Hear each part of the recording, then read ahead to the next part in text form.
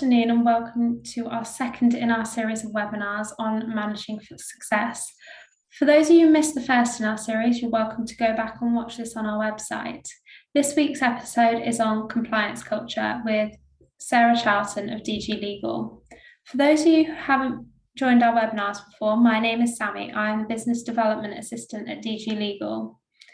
The slides from today's presentation will be sent over tomorrow and a recording of the webinar will be made available. So if we do run over and you need to leave, you can watch the rest at another time.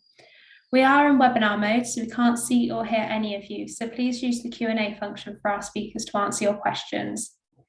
So Sarah has a B Honours in Applied Accounting and is a Fellow of the Association of Chartered and Certified Accountants. Her career spans over 30 years working within the legal sector, fulfilling roles such as practice manager through to COFA. So over to you, Sarah. Thanks very much, Sammy. So welcome to another whirlwind management training session, which will introduce you to the concept of culture, how this has changed over the years and how difficult it can be to influence. Unfortunately, James is unable to join us today. This has scuppered any future Oscar award-winning performance, as was witnessed during our role play section in the last management training session, which Sammy had mentioned, that covered communication. You will be pleased to know that the training should last no more than 20 to 25 minutes to ensure there is plenty of time at the end to answer any questions that you might have from today's session. So let's have a look to see what is culture. Well, it's largely a mixture of three ingredients: behaviours, the way someone acts or responds. Interestingly, 90% of the population can be categorised into four personality types: optimistic, pessimistic, trusting, and envious. Then we have attitudes, the way a person thinks or feels about a specific person, place, action. So this is largely an emotional experience. And then finally, we have values. What do you hold important? What has worth to you? So in order to change most things, you first have to understand what you are attempting to change. Culture has become an agenda point for the majority of businesses in recent years. It can impact staff retention, performance, or create reputational damage, as well as poor standards of compliance. However, it can easily be overlooked due to the challenges that can arise from quantifying what it is, evaluating its worth, and possibly its effectiveness within your business.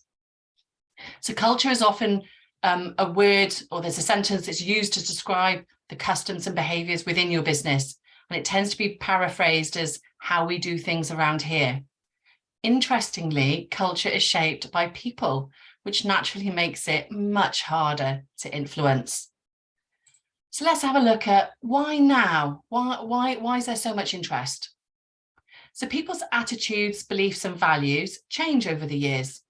For those of you who have been in the profession for more than 20 years or more than 30 years like myself, I think it would be fair to say that a consumer would not have been as interested back then if a business was greenwashing or not. We wouldn't have used the word consumer. Client would have still been very prevalent within the profession. It was socially acceptable within many professions to blur the line from time to time, as reputation was built on results, not necessarily how you got there. Staff were often expected to put up and shut up. People didn't change employers as frequently as they do now, even if there had been a negative culture of finger pointing or anything else. You didn't have a separate regulator as you do today. Back then, the Law Society represented and regulated solicitors. So let's fast forward to today, where both employees and consumers are more likely to connect with organisations that match their own values. We have consumers who have a lot more choice to look for businesses that match their values, whether that be one of the emerging number of law firms who have become B Corp, community-led or employee-led business, or perhaps an organisation that supports blue light staff and or armed forces. We also live in an era where social media judges you both professionally and personally 24/7. Is it possible to consistently hold such high standards? More recently, I have seen law firms hire PR experts to manage their reputation. It is much less common for staff to stay with the same law firm purely out of loyalty, as was the case 20, 30 years ago. Good staff are likely to find it easy to move on, and we often feel we know the type of culture that exists with our competitors. So we already then start to evaluate whether we feel that that employee is likely to leave or to stay. Interest by the Solicitors Regulation Authority was evidenced through their guidance published on the 7th of February 2022, helping regulated firms to understand their obligations and how they can comply with them. Remember, the SRA can take into account guidance that they have issued when exercising their regulatory function. So when I say regulatory function, I'm talking about interventions and obviously disciplinaries and things like that.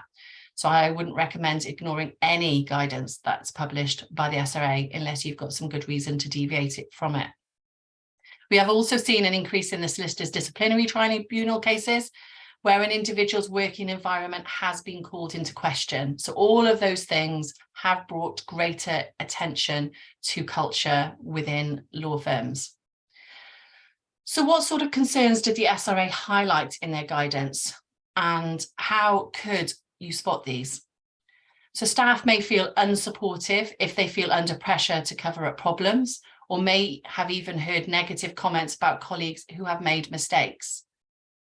Staff who are treated differently or singled out, having reported a problem, could be an early sign of bullying. A toxic working environment could regularly require long hours, heavy workloads with challenging and demanding clients and/or situations. A toxic culture, however, might exist where staff are praised, rewarded, or even promoted despite poor choices and/or poor behaviour. So what words would you use? I'm going to invite you to pop into the chat function just a few words that you feel best describe the culture where you work.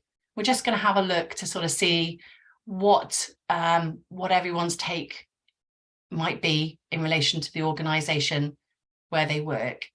So please feel free just to use the chat function to pop a couple of words in, whether that's positive, negative, or indifferent, just to provide me with a little indication as to what you think it might be.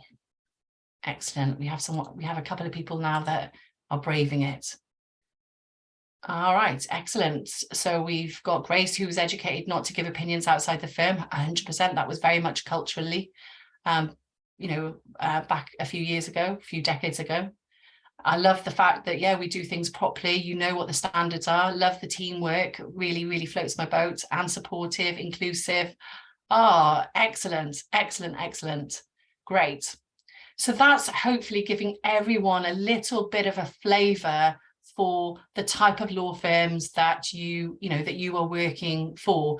And needless to say, for the fact that you're actually on this particular training session also indicates that you are interested in the dynamics of culture and how you might be able to change or influence that. So that's really, really, really, really great. Thank you very much for everybody who has participated in that.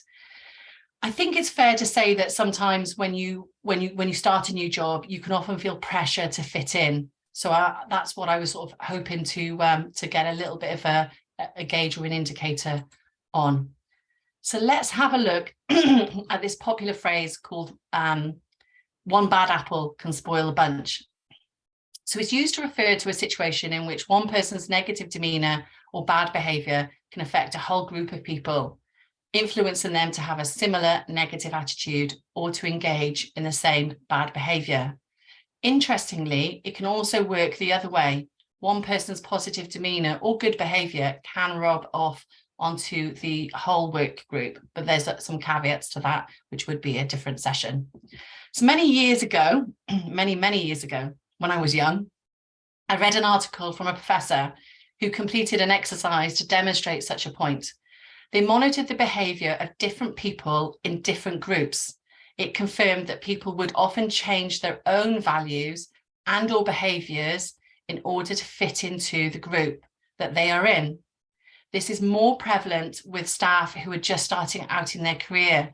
The more established staff are often unwilling to change their values and in turn will simply move on to another job. The study showed that managers could often make simple changes, such as changing a seating plan, which in turn would influence the behaviour of another. This is a technique that I used to use an awful lot when I was managing a much larger team. I can recall one particular member of staff many, many years ago who was very good at their job, but their constant pushing the boundaries was holding them back from their career progression.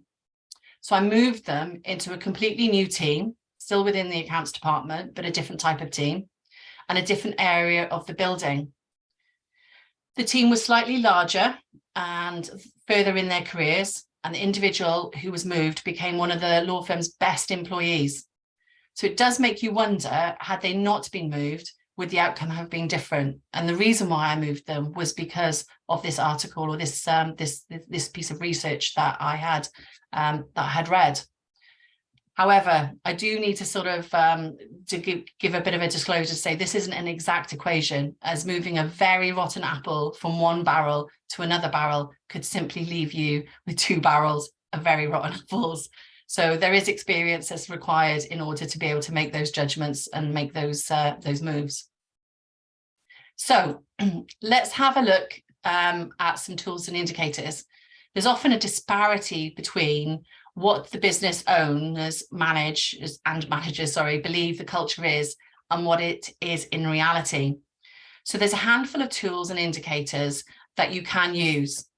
It's important to initially set clear values, then communicate these as well as reinforcing them periodically.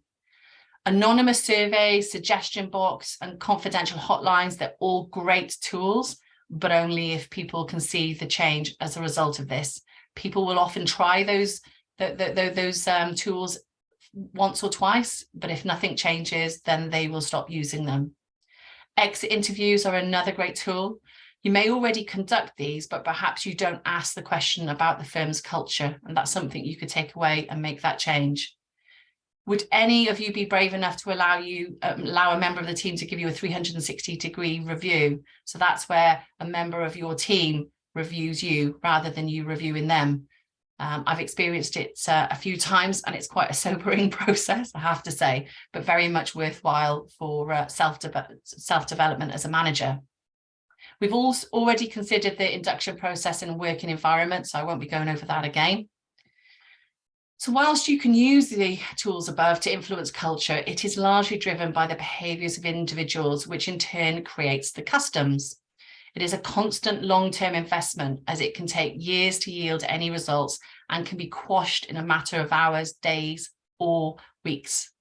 An event could happen which might completely change your beliefs in that organisation. So if you felt that it was environmentally friendly, and that's one of the reasons why you chose them as employers, and you actually found out that they were greenwashing, then it can very, very much change how you feel about that particular organisation. Alternatively, your values could change because of an event in your personal life. So perhaps you've had children, you've got married, you've decided that you want to have a better work-life balance. There's a lot of things that can change in your own life that may alter your beliefs, your values, and what you feel is important and worthwhile. So we've all started a new job at some point in our career where we have been directed on common traditions. So I want to consider that a little bit further. And I'm keen for you to use the chat box again to pop in any traditions or customs that you might have experienced that will have shaped the culture where you have worked. So if you can think of things where you've started, there's been an induction process, I'll give you a couple of hints where you might be able to rack your brain of something that you might have experienced.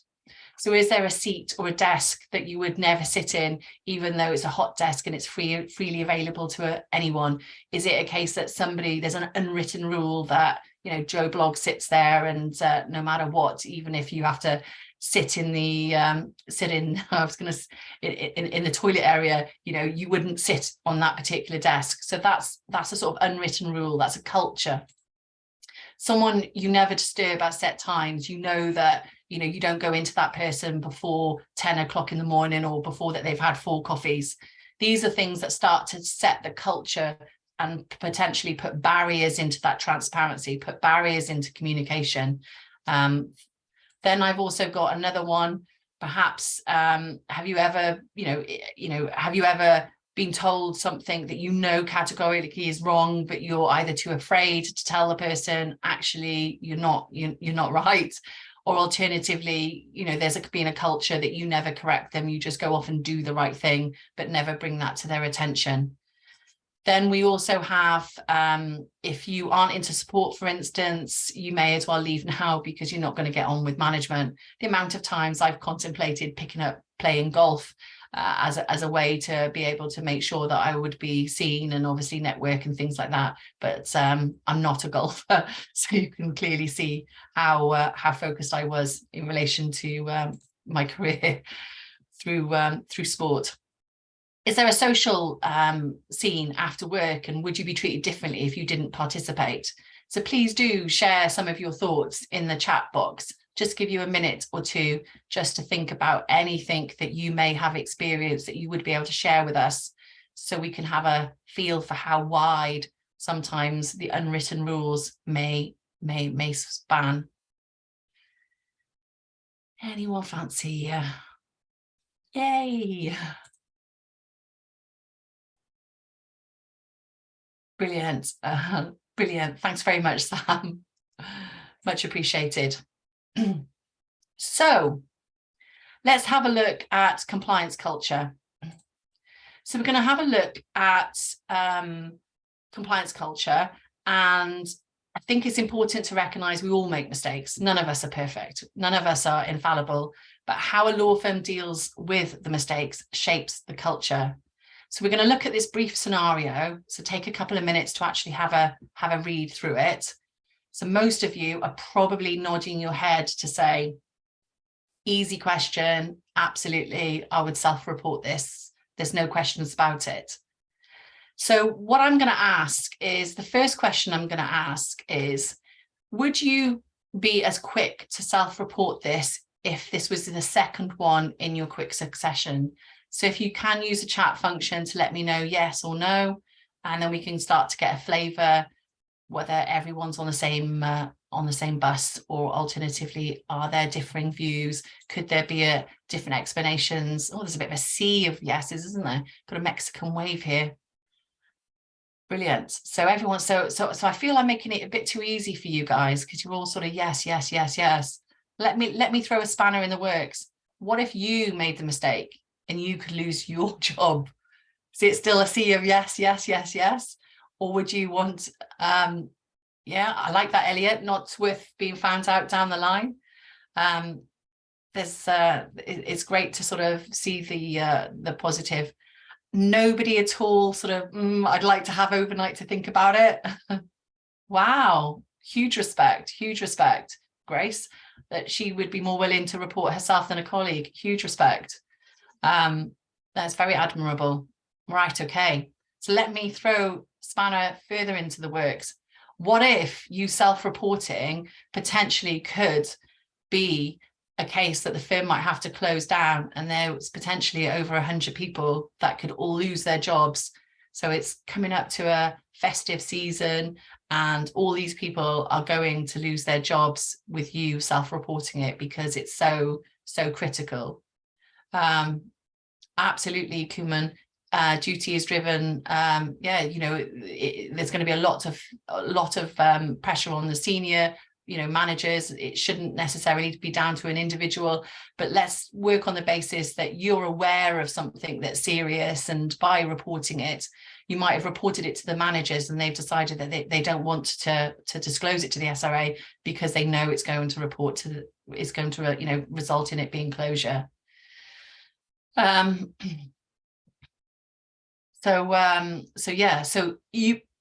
hopefully it's given you a little bit of food for thought, that quite often you've got the same scenario there, but there are different factors that potentially, take it from an absolute yes, I don't need more than 60 seconds to think about that.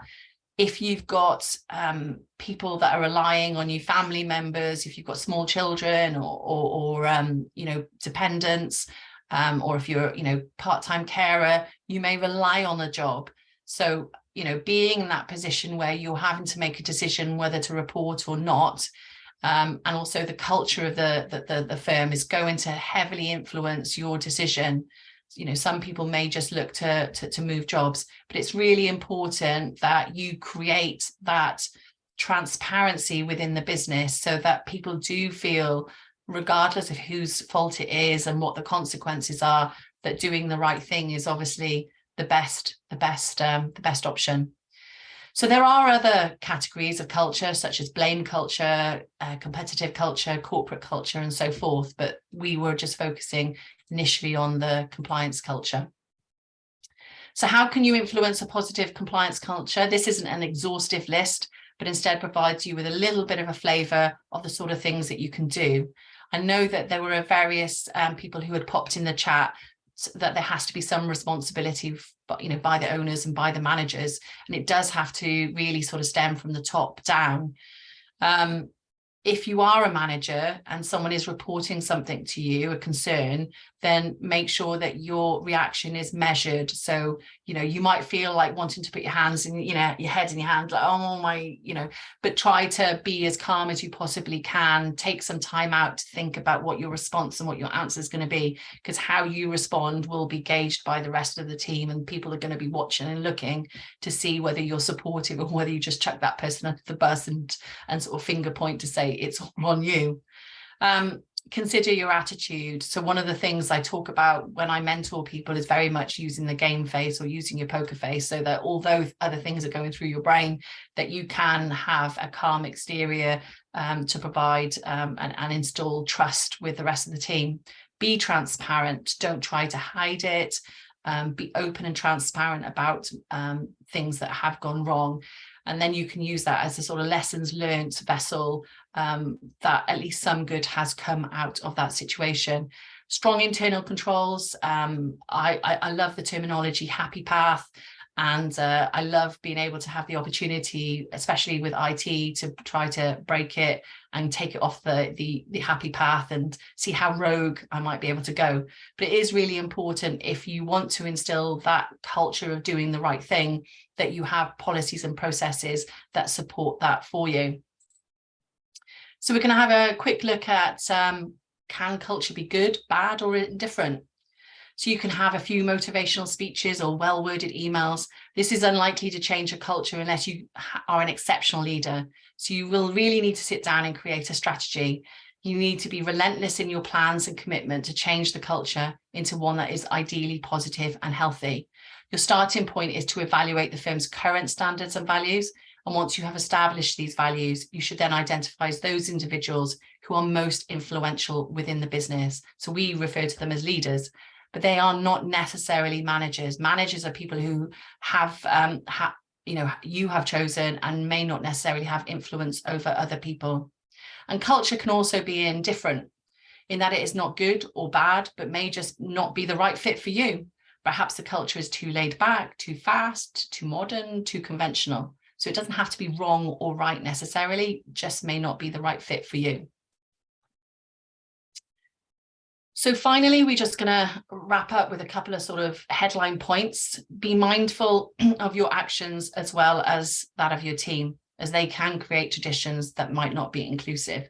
So if you do have a sort of drinking culture or a social culture where it involves sport, or drinking is just the two obvious ones to me, but if it is specific, do be mindful that there may be a perception, wrongly or rightly, that you won't get promoted, you won't get recognised, or you'll be treated differently if you do not participate in these events. So it's important that you bear that in mind. Consider your induction process and the first impression that this presents. So with the induction process, you're going to say, this is how we do, that you bring your mug, or this is where we all sit at lunchtime. So that's your cue to say, we all sit here at lunchtime. So if you didn't all sit here at lunchtime, then you might you might feel as a little bit of an outsider. Think about the different people and how people choose different cultures and who you want to attract. So if you want to have a culture of a modern law firm, then consider what you might need to do in order to be able to attract those type of people. It has to be more than just words. There's been a lot of law firms criticised more recently in the press, where they say all the right things, but actually it's not done in practice. That gap will be bridged over the coming years, I'm sure, especially with the Solicitors Disciplinary Tribunal and the SRA having a much more focus. So I think that it can't just be words, and there is no silver bullet, as people are different. So what might work in one business may not work in another. Moving people around, it has to be calculated based on personality dynamics and various other things. So it comes with experience. So with 3 minutes to spare for questions and answers, over to you, Sammy. So I don't believe we have any questions just yet, but should we just give everybody a little bit of time, see if they have any to put in the chat?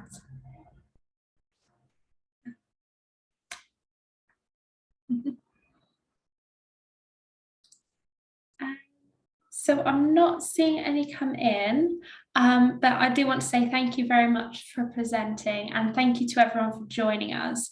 So as a reminder, the slides and a recording of the webinar will be sent over tomorrow. This afternoon, you should receive an email asking to rate us out of 5 stars. If you've enjoyed this, please do leave us some feedback and any suggestions for future topics. The series of webinars will continue on the 19th of April, where Sarah and hopefully James will be back. We'll present a webinar on changing the curve.